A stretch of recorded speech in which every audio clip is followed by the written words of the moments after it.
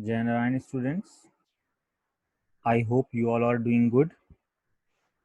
Now, today we are going to start our second chapter of class 10th civics, and the name of the chapter is Federalism.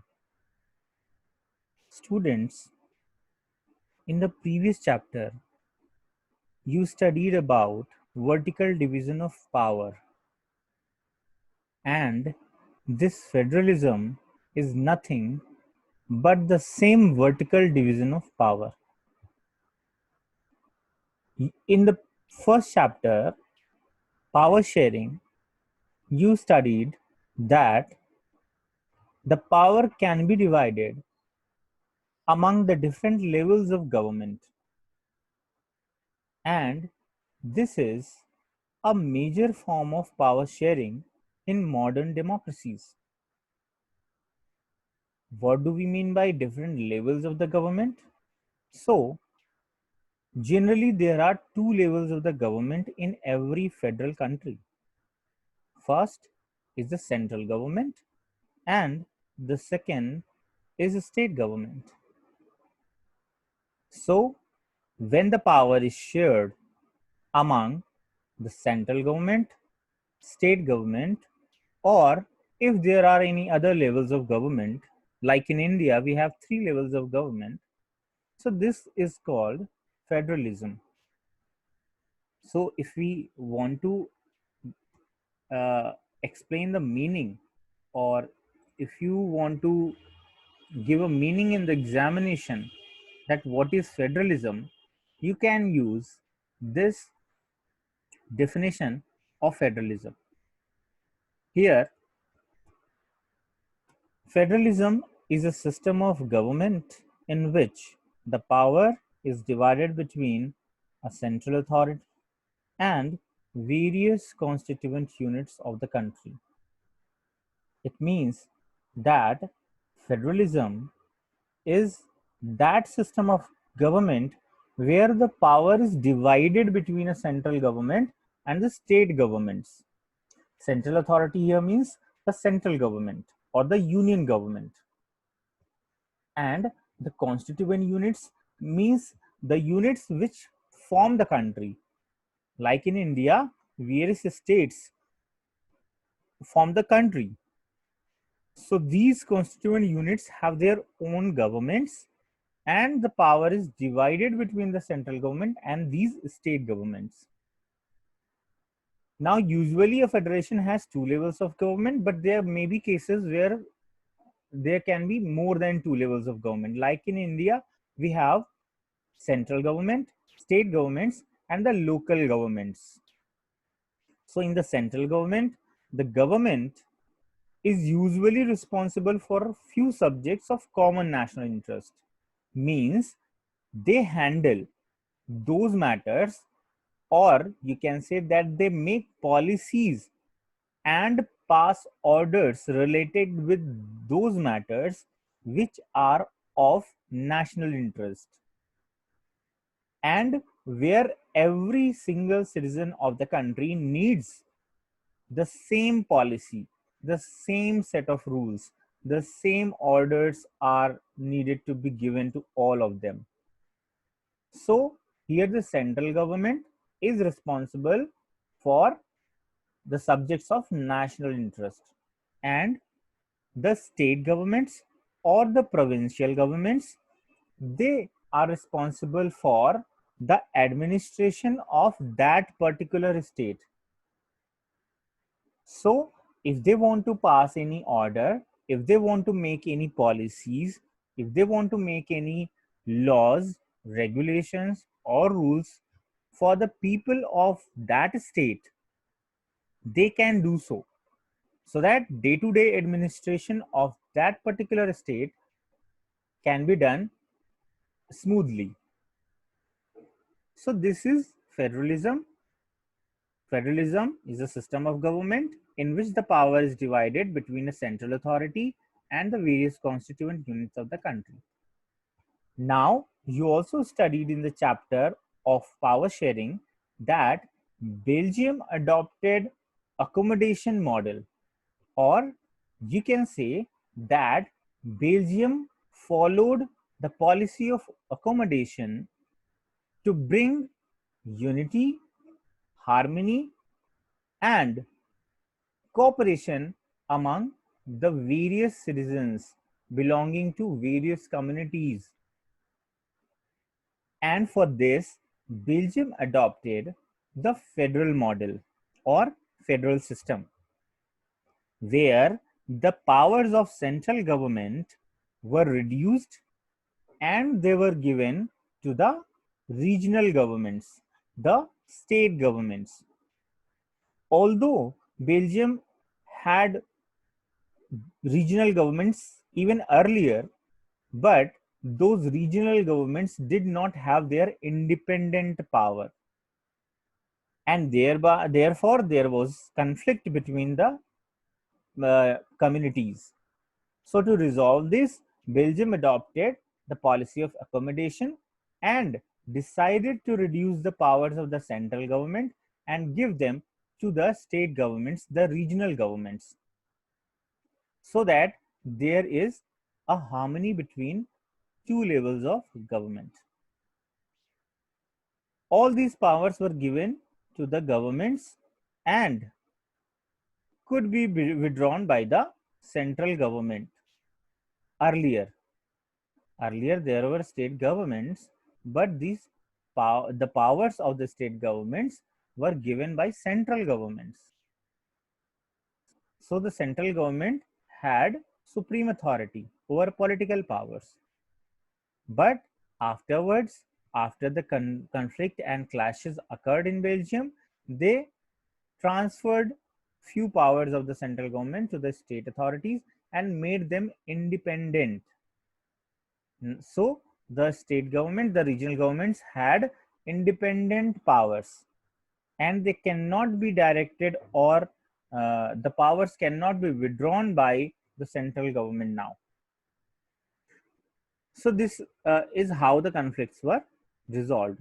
And in case of Sri Lanka, you studied that there were no division of power, and so the conflicts raised and thousands had to lost their lives. Now here is a map of world where various federal countries are shown by red color.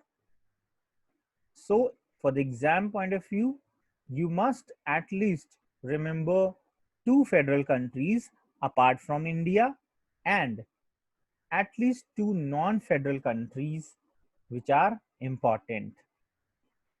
So you can practice this also. Now let us come to the next topic. We know that there are federal form of governments, and the other form of government which is opposite to this federal form is unitary form of government. So what is the difference between federal form and the unitary form of government? Let us study. Let's talk about the nature first. We know that federal system, there are two levels of government, and both levels have their areas of jurisdiction. Means they both have their powers and their subject matters. Like we studied that central government sees the matters of national interest, whereas the state governments, they see the matters of the day-to-day administration of that state. So there are two levels of government, and they both have their areas of jurisdiction. Jurisdiction word here means that the things or the matters or the subjects that these governments are dealing with, they come within the jurisdiction of that particular government. Like the central government in India has jurisdiction over the defense decisions. It has jurisdiction over the matter of currency. It has jurisdiction over the matters of foreign affairs. So these matters are dealt with the central government. And the state government here in India has jurisdiction over the agricultural matters, the matters of police. So it comes within the jurisdiction of state government. So they have their own areas of jurisdiction, and they can make policies and make rules, they can give guidelines related to that area. In unitary form of government, there is either only one level of government, or if there is the other level of government, means if there are state governments or regional governments, then those state governments are subordinate to the central government. It means that these state governments are bound to follow the orders or decisions or guidelines given by the central government all the time. They do not have their independent powers. There is no division of power. In fact, the power that are exercised by the state governments in case of unitary form of government, they are given by the central government. And at any particular point of time, the central government can withdraw these powers from the state governments. So there is no specifically division of powers, and therefore the central government is very powerful, and the state governments are just working according to the instructions of the central government. Now let us come to the functions. So federal form of government, the federal system, a state government has power of its own for which it is not answerable to the central government. As I said, that the state governments have their own independent powers, and if they exercise these independent powers which are given to state governments, they are not responsible to the central government. They are not answerable to the central government. The central government cannot ask them why they decided so, or they given so guidelines. So but in the case of unitary form of government, the state governments do not have their independent powers, and therefore if they make any decision or if they pass any guidelines, then they can be asked questions by the central government. And in fact, the central government can instruct the state governments to do anything. But in case of federal form of government, the central government cannot order the state government to do something.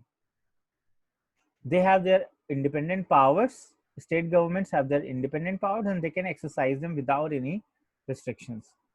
Now let's come to the scope and significance. So in many federations, in fact, the most of the federations, there is dual citizenship. Dual citizenship means every citizen of that country has two citizenship, one of the state where they live and the other of the country. For example, in USA, if a person lives in New York, then the person will have two citizenship. One is the citizenship of USA and the other is the citizenship of New York. So the same way many federations have this system, but in India, where we have only single citizenship. So if you are asked in exams that which of the following federal countries have single citizenship, then you can choose India, because we are federal country, but we have not opted for dual citizenship scheme, and every person of India is having only one citizenship, and that is of India. So we are all Indian citizens. Suppose we would have opted for dual citizenship, then it would have worked like, if I am living in Uttar Pradesh, then I would have had two citizenships, one of India and one of Uttar Pradesh.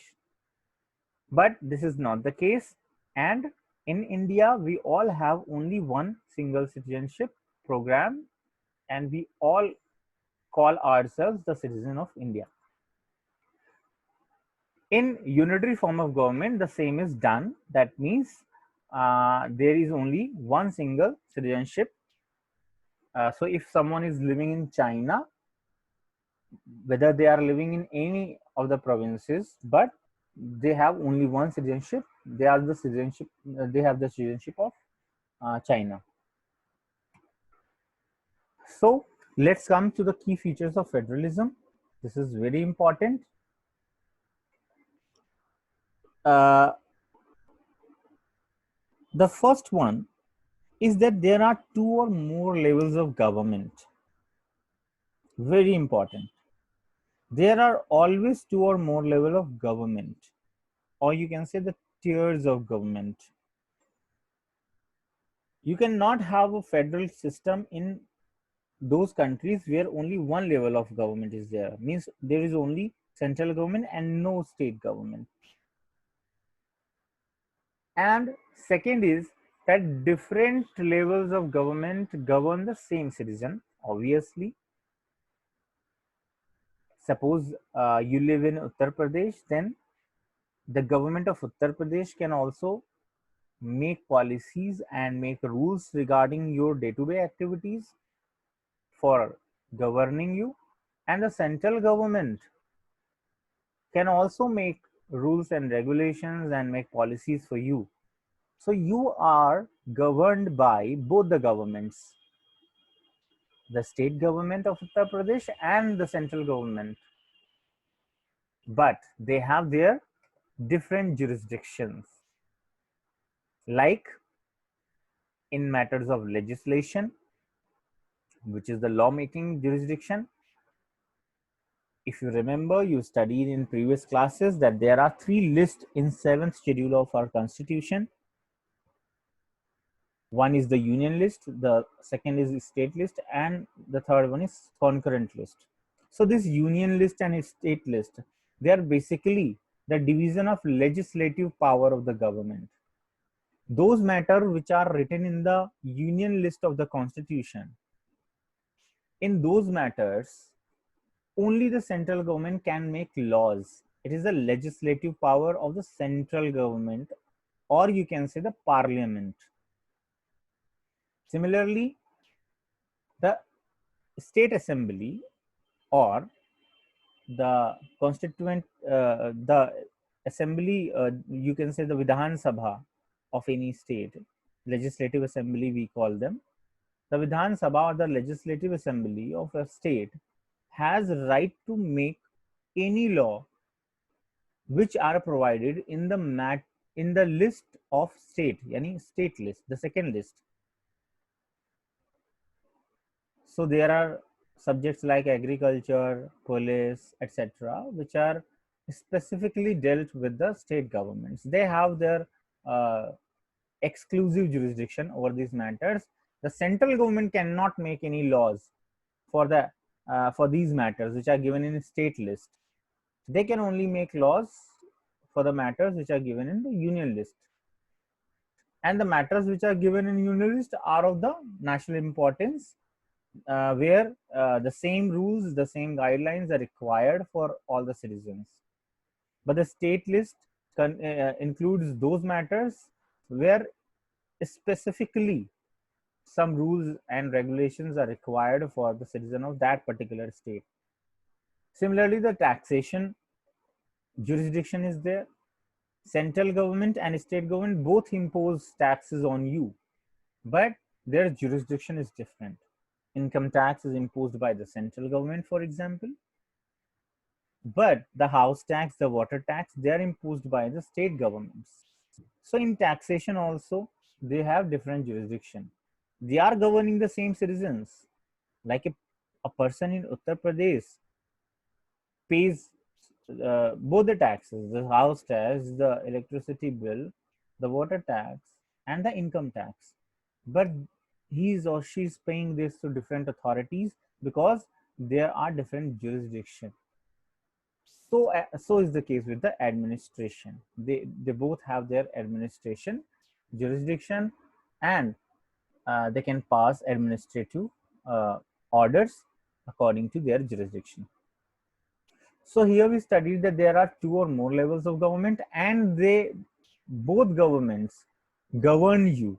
Means a person living in India is governed by the central government plus the government of the state where he or she lives, and both the governments govern this person Third one is that the jurisdiction of the respective levels or tiers of the government are specified in the constitution. As I said that in this constitution, like I mentioned earlier, there is 7th schedule where state lists and union lists are provided. The matters in these lists divide the jurisdiction between the central government and the state government. So the existence and authority of each tier of government is constitutionally guaranteed. Okay, so we studied 3 key features of the federalism. Now the fourth one is the fundamental provisions of the constitution cannot be unilaterally changed by one level of government. Very important to understand that any provision of the constitution can be changed by amendment acts. How the constitution can be changed? By passing an amendment act. And this amendment act must be passed by the Lok Sabha, which is the House of People, and the Council of States, which is the Rajya Sabha. After passing them, many of the times these amendments are to be approved by the state legislative assemblies. So, if there are any provisions that take away the powers of the state governments or reduce the power of the state governments and increase the power of the central government, they cannot be passed.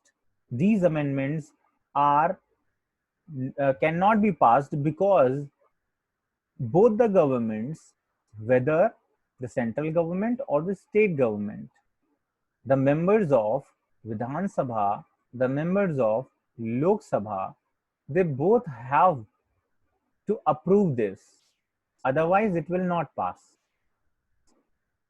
In fact, the members of Rajya Sabha, if you have studied properly in earlier classes, you must know that the members of Rajya Sabha are elected from the legislative assemblies of the state.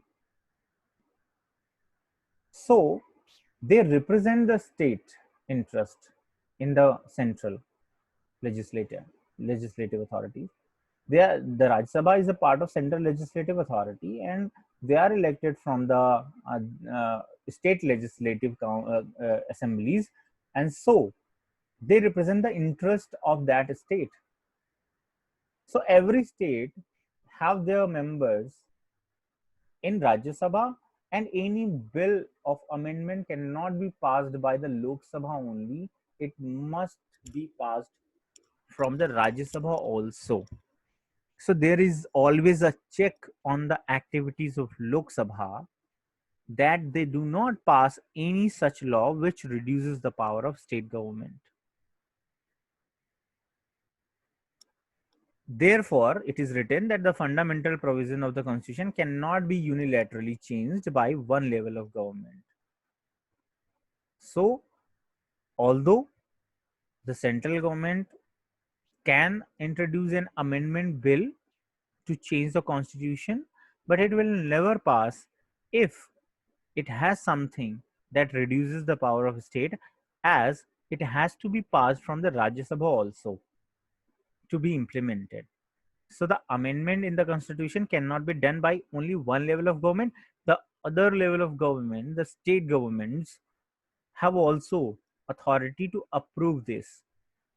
Next is the court have the power to interpret the constitution and the powers of the different levels of government. Suppose if there is any conflict between the central government and any of the state government or governments, they can go to the court, and the court has exclusive right to interpret the constitution and tell which level of government has power to do a particular thing or to make a particular law or to pass a particular guideline. So in case of conflict, in case of any dispute between the central and the state governments, they can go to the court. And the Supreme Court works as an umpire in this case, and it will decide who will exercise which power. Sources of revenue for each level of government are clearly specified to ensure its financial autonomy. Very important that the state government must be made independent financially, and they must not always depend on the central authorities to give them financial support, or you can say to provide them money for day to day administration. So this also has been kept in mind while making the constitution, and the constitution specifies which financial resources are governed by the central government and which are governed by the state government. What revenues will go to the state government and what revenues will be collected by the central government, so that they both have their own independent financial autonomy and they can work independently. Now, the next thing is dual objective of the federalism. After so much discussion, we come to the conclusion that making a federal country is having two objectives. Pehla, the safeguard and promote unity of the country. The federal structure is opted for two reasons, for two objectives. First is that it safeguards and promotes unity, and the second is it accommodates regional diversity. So, in case of India, if we say, if this federal structure had not been opted, then it would have created a disunity among the citizens, because we all have very diverse cultural, linguistic, and regional differences. We have very diverse set of communities. So there was a very urgent need to address this and adopt such a system of government where independent states, which have their own culture, their own uh, interests, their own traditions, their own language, it could be promoted, it could be safeguarded. Otherwise, they would feel that the central government is more powerful, and if the central authority belongs to a particular community, a particular culture, then they will enforce, or you can say they will forcefully try to apply or promote that particular culture or language. So this was kept in mind, and the state governments have been given freedom to protect their language and culture. Next is two crucial aspects of practicing federalism. How the practice of federalism can be properly done. So there are two requirements. If these two things are not, then the practice of federalism is almost impossible. The first is agreement to live together. Both the levels of government should agree to some rules of power sharing. They must agree that what powers will be governed by the central authority and what powers will be exercised by the state authorities. And the both governments, state level and the central level, have mutual trust. They should also trust each other. And the agreement must be abided by both the parties. So, we studied about the features of the federalism, we studied about the dual objective of federalism, and the crucial aspect which is necessary for practice of federalism. Now, let us talk about two routes in which the federalism can be practiced, or you can say two routes by which the federal structure can be formed. So the first is coming together federalism, and the second is holding together federalism. In the first form, the independent states come together and they form a bigger unit. Like in the case of USA, the small independent states came together. They accumulated their sovereignties to protect their collective interests, and they made a big unit which was called United States of America, USA. And in the holding together federalism, a bigger unit is divided in smaller states or in smaller subunits to make it federal. Like in case of India, the entire country was divided into different states, and these states were given independent powers so that there is no conflict. And this way, it was a holding together federalism. All the states are held together. In the second point, you can see that the coming together units try to increase their security and pooling sovereignty and retaining identity. So the purpose of forming the coming together federation is to increase their security. The smaller units might not be so powerful that they can protect themselves from the outsiders, and they come together therefore to make a bigger unit. And uh, although they pool their sovereignty, but they retain their identity, and this way they come to be more powerful, and they are now able to protect uh, themselves from outsiders. But in the holding together, there is absence of pooling sovereignty and retaining identity. In fact, in this federation, the central government subordinates over the constituent units. So there are no pooling of sovereignty because the constituent units are not sovereign. The sovereign power was always with the bigger unit. Third point is that in coming together federation, all the constituent units usually have equal powers. But in holding together, some states can be given unequal powers. Yeah, more powers, you can say.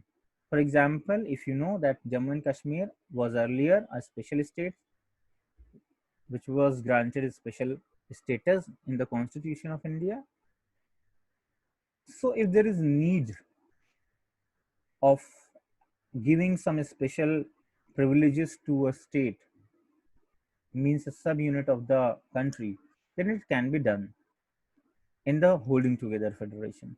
But in coming together, this will not work because all the independent unit are coming together with the promise of not losing their powers, and they all want to have equal powers.